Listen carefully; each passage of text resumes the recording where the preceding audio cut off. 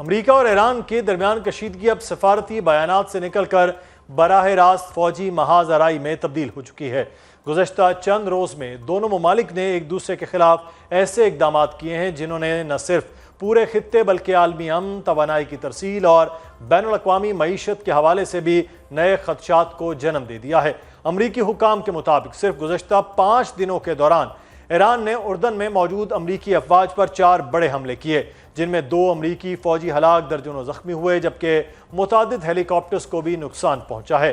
امریکی اخبار new York Times نے امریکی حکام کے حوالے سے دعویٰ کیا کہ مسلسل حملے اس بات کی نشاندہی کرتے ہیں کہ ایران کے پاس نہ صرف میزائلوں اور ڈرونز کا خاطر خواہ ذخیرہ موجود ہے، بلکہ امریکی فضائی دفاعی نظام کو چکمہ دینے کی اس کی صلاحیت میں بھی نمایاں اضافہ ہو چکا ہے۔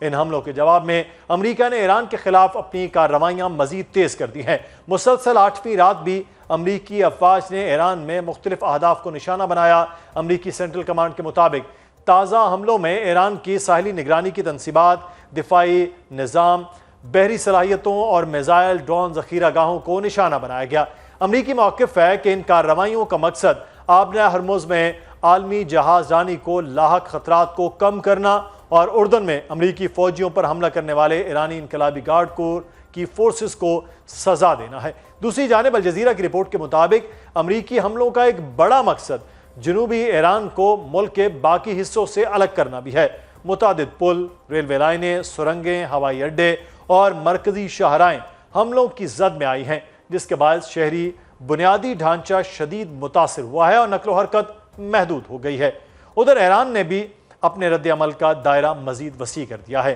ایرانی فوج نے اعلان کیا ہے کہ اس نے کویت میں موجود 2 امریکی فوجی تنصیبات، کیمپ العدیری کے اسلحہ ڈیپو اور علی السلام ایئر بیس کے فضائی دفاعی ریڈارز پر بڑے پیمانے پر ڈرون حملے کیے ہیں۔ اگرچہ کویتی فوج نے ان حملوں کا مقابلہ کرنے کا دعویٰ کیا ہے، تاہم یہ پیش رفت اس بات کا واضح اشارہ ہے کہ جنگ کا دائرہ اب مزید ممالک تک پھیلنے کا خدشہ پیدا ہو چکا ہے۔ دوسری جانب سفارتی محاذ پر بھی صورتحال انتہائی سنگین رخ اختیار کر چکی ہے۔ امریکی صدر ڈونلڈ ٹرمپ نے واضح اعلان کیا کہ امریکہ ایران کو کبھی بھی جوہری ہتھیار حاصل نہیں کرنے دے گا، جبکہ ایران کے سپریم لیڈر مجتبیٰ خامنہئی نے خبردار کیا ہے کہ امریکہ اور اس کے اتحادیوں کو ناقابل فراموش سبق سکھایا جائے گا۔ انہوں نے امریکہ پر دونوں ممالک کے درمیان طے پانے والی مفاہمتی یادداشت کی بار بار خلاف ورزی کا الزام عائد کرتے ہوئے کہا کہ ڈونلڈ ٹرمپ کے دستخط اب کسی بھی اعتبار سے قابل اعتماد نہیں رہے۔ اس کے بعد ایران نے ایک اور بڑا سفارتی قدم اٹھاتے ہوئے اسلام آباد مفاہمتی یادداشت کے تحت اپنی تمام تر ذمہ داریاں معطل کرنے کا اعلان کر دیا ہے۔ قانونی امور کے لیے ایران کے نائب وزیر خارجہ کاظم غریب آبادی کا کہنا ہے کہ چونکہ امریکہ نے اس معاہدے کے تحت اپنی ذمہ داریوں کی خلاف ورزی کی ہے، اس لیے تہران بھی اب اس کی پابندی کا پابند نہیں رہا۔ دوسری جانب امریکی صدر ڈونلڈ ٹرمپ نے ایران کے اس فیصلے کو یکسر مسترد کرتے ہوئے کہا کہ انہیں اس کی ذرا بھی پرواہ نہیں ہے۔ ایران کی جانب سے اسلام آباد MOU یک طرفہ معطلی سے ایران امریکہ تعلقات کے لیے جاری سفارتی کوششوں کو ایک بڑا دھچکا لگا ہے۔ خطہ ایک بار پھر جنگ کی آگ کی لپیٹ میں آ چکا ہے۔ امریکہ نے درجنوں ریفیولنگ طیارے اسرائیل بھیج دیے، جو یہ اندیا دے رہے ہیں کہ امریکہ ایک بار پھر طویل جنگ کی تیاری کر رہا ہے۔ اب سوال یہ ہے کہ کیا یہ کشیدگی محدود فوجی کارروائیوں تک رہے گی یا ایک مکمل علاقائی جنگ کی شکل اختیار کر لے گی؟ کیا سفارتکاری کا دروازہ مکمل طور پر بند ہو چکا ہے یا ایران اور امریکہ دوبارہ ٹیبل پر آ جائیں گے؟ آبنہ ہرمز، خلیجی ریاستوں اور عالمی معیشت پر اس تصادم کے کیا اثرات مرتب ہوں گے؟ اور سب سے اہم سوال، کیا دنیا ایک نئے اور زیادہ خطرناک مشرق وسطیٰ کی طرف بڑھ رہی ہے؟ اس سب پر بات کریں گے۔ ہمارے ساتھ موجود ہیں ڈاکٹر شازیہ چیمہ صاحبہ، ماہر ہیں بین الاقوامی امور۔ بہت شکریہ ڈاکٹر صاحبہ آپ کے وقت کا۔ ڈاکٹر صاحبہ، پچھلے 8 روز سے جو ایک جنگ کا ماحول ہے، آن گوئنگ وار ہے جو ہمیں نظر آ رہی ہے، 18 جون کو جو MOU سائن ہوا تھا اس کے بعد سے لگ رہا تھا کہ شاید معاملات آگے بڑھیں، لیکن جو پچھلے 8 دنوں کی جنگ ہے، جنگ کے بعد دونوں جانب فل سکیل حملے ہیں۔ پہلی بار امریکہ نے خود اپنے فوجیوں کی ہلاکتوں کے حوالے سے بھی بات کی ہے، گو کہ ایران اس کے برعکس نمبرز کی بات کر رہا ہے، لیکن پھر بھی امریکہ نے اپنے فوجیوں کی ہلاکت اور لاپتہ ہونے کی بات کی ہے۔ اب معاملات کس طرف جا رہے ہیں کہ اب صرف جنگ اور پھر جوابی جنگ ہی ہے؟ آپ بالکل ٹھیک کہہ رہے ہیں کہ جو ایم او یو تھا اس سے ہمیں یہ جانتے ہوئے بھی کہ وہ ایک اسٹریٹجک پاز ہے،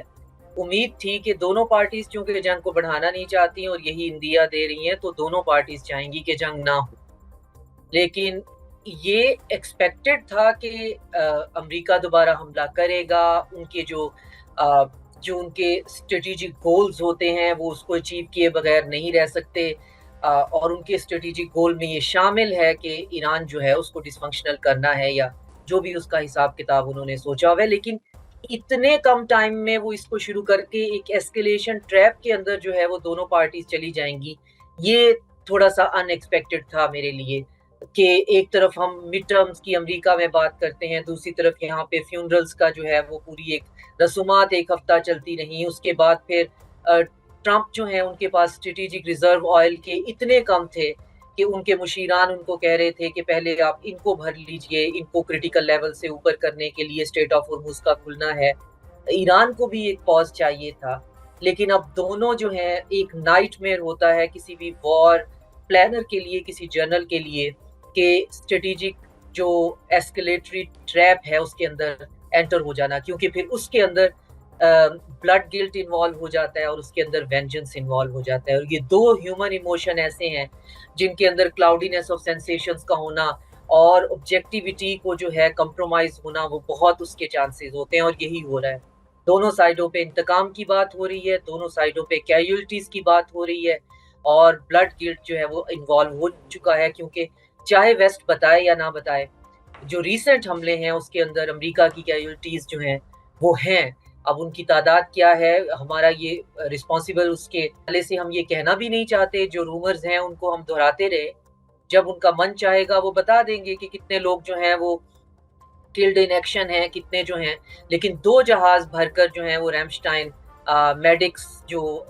پلین ہیں وہ رامشٹائن ایئر بیس پہ پہنچے ہیں، جن میں سے کچھ فوجیوں کے بارے میں کہا جا رہا ہے کہ میزائل ان سے اتنے قریب گرے ہیں کہ ان کو مسنگ ڈکلیئر کیا جا رہا ہے، اور ایک ویسٹرن ہی ڈیفنس اینالسٹ بتا رہے تھے کہ مسنگ کا ایسی صورتحال میں مطلب ہوتا ہے جی کہ وہاں پہ وہ ایویپوریٹ جو ہے جب ہیومن باڈی ہو جاتی ہے، تو ٹرمپ کا جو پینک ہے کہ ان کو شاید لگ رہا تھا کہ فل تھروٹل جاتے ہیں، پھر واپس آنے کے لیے ہر چیز میرے ہاتھ میں، ایسکیلیٹر بھی ہے، اسٹیئرنگ بھی میرے ہاتھ میں ہے، اب ہر چیز دونوں طرف سے ان کے ہاتھوں سے نکلتی ہوئی دکھائی دے رہی ہے، ایران کے پاس ایک وقتی طور پہ سہ جانے کی، برداشت کر جانے کی، اور ویسٹرن میڈیا کے اندر خاص طور پہ پبلک اوپینین میں ایک وکٹری بہرحال تھی جس کو یہ کموڈیفائی کرا سکتے تھے، مسلسل گلف پہ حملوں نے اس چیز کو بھی کمپرومائز کر دیا، اور ٹرمپ جو ہیں وہ انٹرنیشنل اکانومی کو تو جی نوز ڈائیو پہ لے کے جائیں گے ہی، ساتھ میں اب جو باڈی بیگز جانے والے ہیں ان کو نہیں سمجھ میں آنا کہ اب انہوں نے اس کو ڈیل کیسے کرنا ہے، ایک بزنس مین آدمی، ایک بزنس مائنڈیڈ آدمی کس طرح سے پہلے تو پولیٹیشین بنے گا اور اس کے بعد وہ بھی وار ٹائم پولیٹیشین بنے گا۔ صحیح